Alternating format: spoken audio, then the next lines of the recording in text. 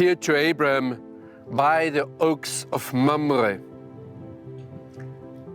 We thought about taking you to an originally looking place, but decided in the end to take you to the original place. And what you see here, that's actually the area of Hebron as it looks today.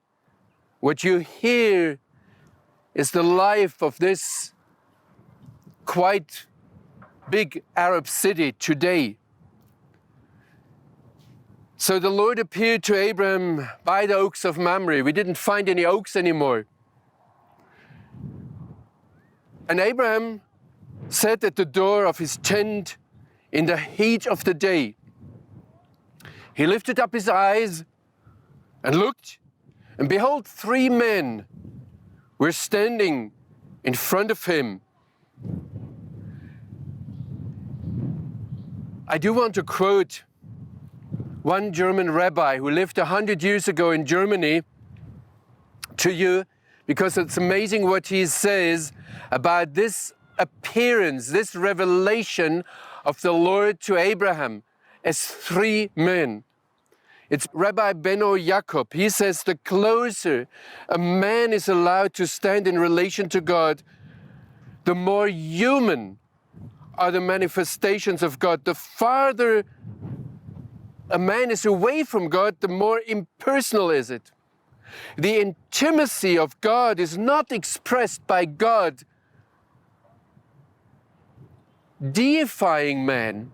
That means he doesn't make man more like God, but the more intimate God is with man, the more God becomes human.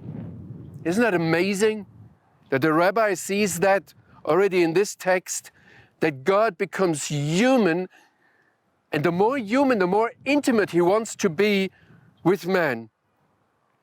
So when Abram saw these 3 men, he ran from the tent door to meet them and bowed down, worshiping to the earth. Again, he totally surrenders, totally submits, throws himself down to the ground.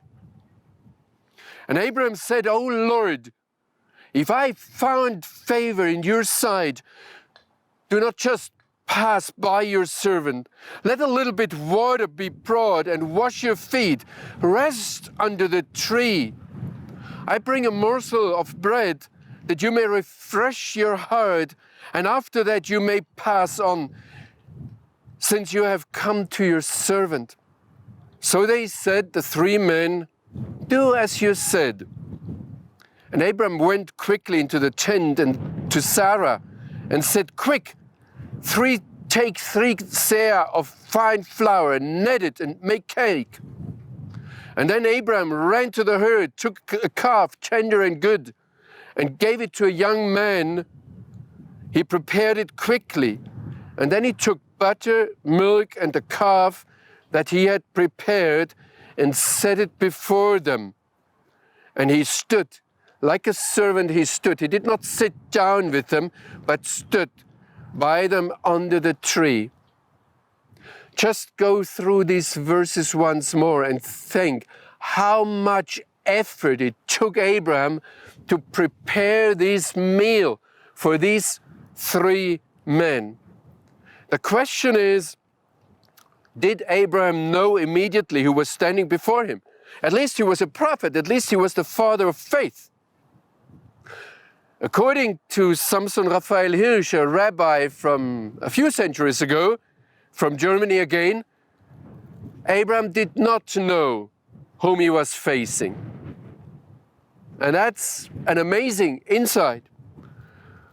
Rabbi Hirsch says, Abraham just wanted to teach his sons the sentence that it is better to receive travelers in a hospitable manner than standing in the presence of God. Hospitality, according to this rabbi, is more important than serving God. Now, whom, if Abram did not know who the three men were. Whom did he have in front of him? Rabbi Hirsch says they were, from Abraham's point of view, uncircumcised idol worshippers. Just think of that. It wasn't his people. It wasn't the same religion. He was, to those who were foreign to him, hospitable in an overwhelming manner. Actually, what Abraham shows us here, what he lives, again, is very much a New Testament message. Hebrews 13 verse 2 says, "Do not neglect to show hospitality to strangers. For in this way some have entertained angels, being unaware that they were angels, but they had very close community with God." So what we see here, God appears to Abraham in a human way to reveal himself, and Abraham is occupied. He employs himself in hospitality.